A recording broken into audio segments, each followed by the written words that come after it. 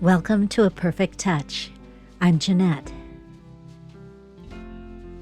This video and the companion blog post are part of the series creating a full 1930s wardrobe. While the original 7-day event scheduled for May 2020 was canceled and the October 2022 was postponed, I'll be wearing the 1930s wardrobe in 2023 for a 12-day Eastern Caribbean tour with stops in 5 ports. The very special part of this trip is that it will be on board what has long been a dream of mine, the Queen Mary II. Excited? Absolutely. If you've followed me on social media, you know I've been trying to spend time on this gorgeous Art Deco ocean liner. It's a dream come true, and I will share the wardrobe and adventure with you.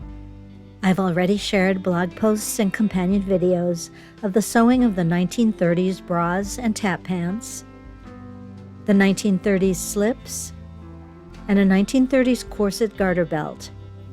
Blog post links and YouTube playlist link will be shared.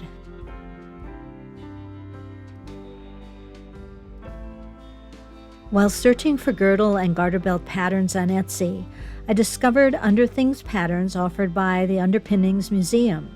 These included some fabulous 1930s patterns, and down the rabbit hole I went. The Underpinnings Museum is an online archive dedicated to the history of underwear. Each object is accompanied by detailed imagery, technical, and contextual information.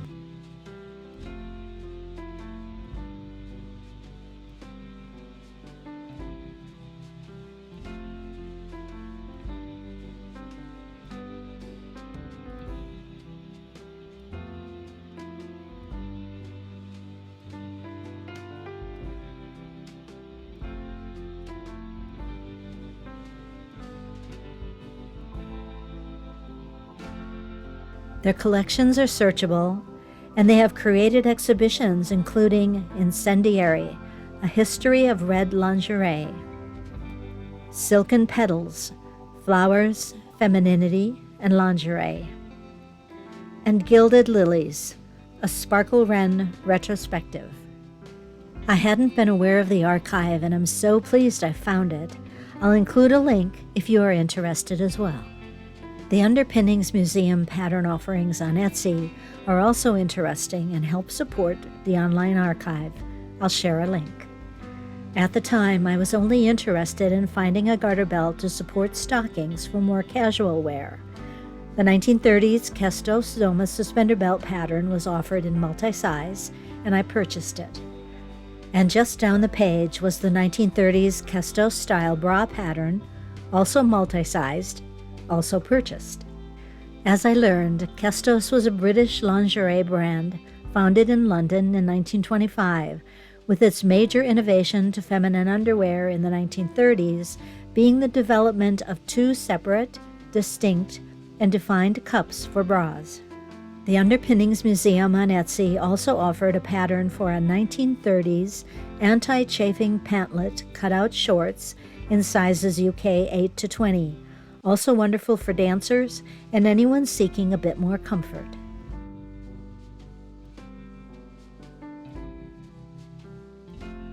The downloadable pattern includes technical drawings, the original garment pattern and sewing instructions, information and photo detail of the original garment, and individual multi-sized patterns.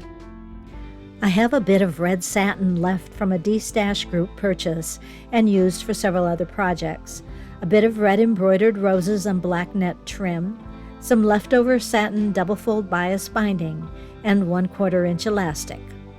I'll tell you here that the 1/4 inch elastic was not enough for the heavy satin, and I had to redo that portion of the project and replace with a 3/8 inch non-roll knit elastic. The pattern for my size is cut. The satin is cut for the main cup. The pattern suggested silk georgette for the 4 top cup pieces, but I only had a light satin and cut that.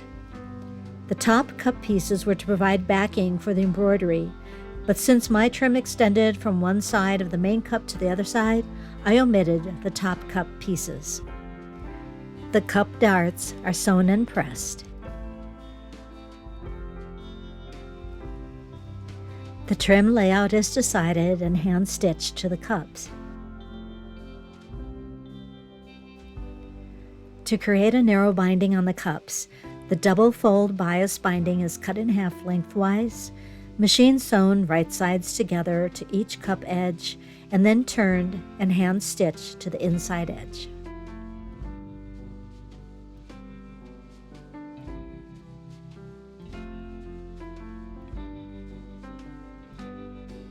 The cups are overlapped as instructed and stitched together by hand along the edge of the topmost cup.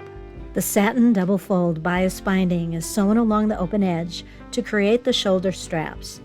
It is sewn to the lower edge of the cups with right sides together, then turned to the inside. The entire length of the underband is then sewn along the open edge, leaving an opening for inserting the shoulder straps and the elastic. All measurements are included in the pattern instructions. I threaded the elastic into the underband from the end using a safety pin, turned the binding in to create a clean edge, and then hand-stitched the elastic and binding in place. Here, the elastic is pinned inside the underband with the underband gathered.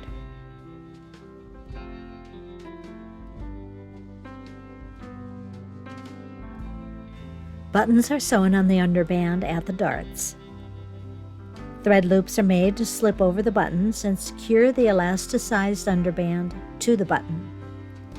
If, like me, you need a tutorial for techniques you don't use often, I'll share a link from my favorite from Professor Pincushion.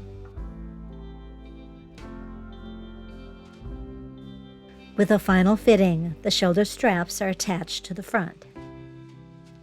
The 1930s Kestos Style Bra is finished and shown here with the black rayon tap pants I made earlier.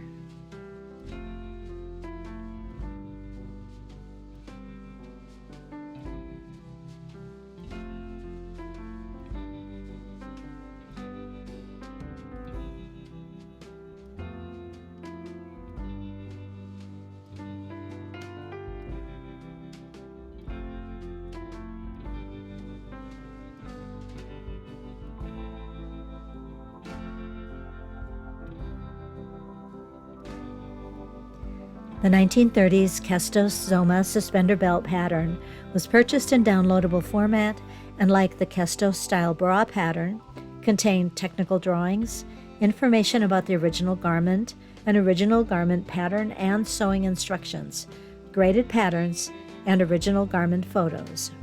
I'll use the same red satin, incendiary red, used for the Kestos Style Bra, with garters given to me by a costume friend and black hooks and eyes. I cut the graded pattern for my size. There is a center back panel, a side panel, and guides for the crossover ribbons and ribbon loops. The sewing instructions called for a single layer of fabric, narrowly hemmed on all edges. I've worn suspender belts and know they can take a lot of strain between holding the stockings and sitting. I could see myself strolling down the promenade deck of the Queen Mary II in my split skirt, blouse, and vest with cute shoes and stockings, and suddenly a narrow hem fails, and my cute stockings are now puddled around my cute shoes. Yikes! So I decided to sew my version with a double layer, which could then be top stitched for added strength.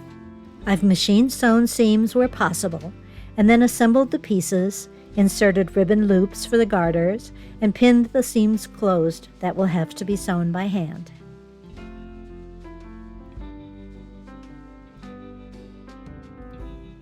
The front crossover ribbons I needed were longer than those in the pattern. I substituted the double fold bias binding sewn closed at the open edge. It is inserted in the 4 openings, and then the remainder of the hand stitching is done. The ribbon loops are attached to the crossover ribbons with an embroidered X. All edges of the main belt are top stitch 1/8 inch, and then again 3/8 inch from the outside edges for added strength. This is how the belt will look when it closes at the center back with the crossover ribbons in the front. The belt fits beautifully if I place the hooks and eyes so that the fabric meets at the center.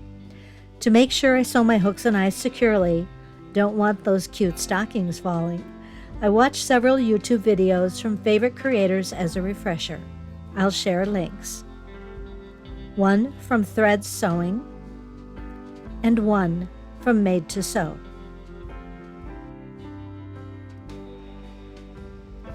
With the hooks and eyes sewn, the belt receives a final pressing, and the garters are attached by sliding the hook through the ribbon loops.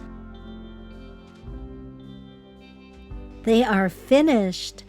Time to pull out those cute shoes and stockings that will be worn with a split skirt, also known as secret pants, from a 1930s pattern, a parachute silk blouse, the vest made by Makey of Engineering Knits from a 1930s pattern, and the vintage Schiaparelli tie, but you'll see those makes and the wearing of in future videos.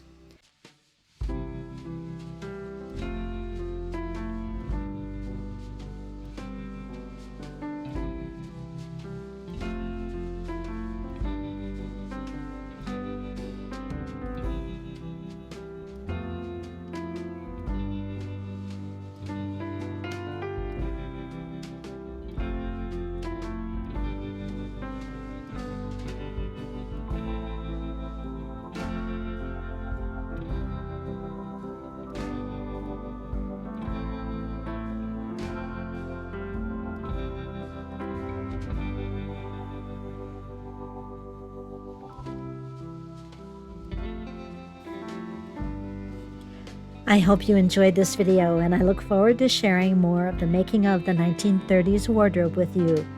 Thank you for being here.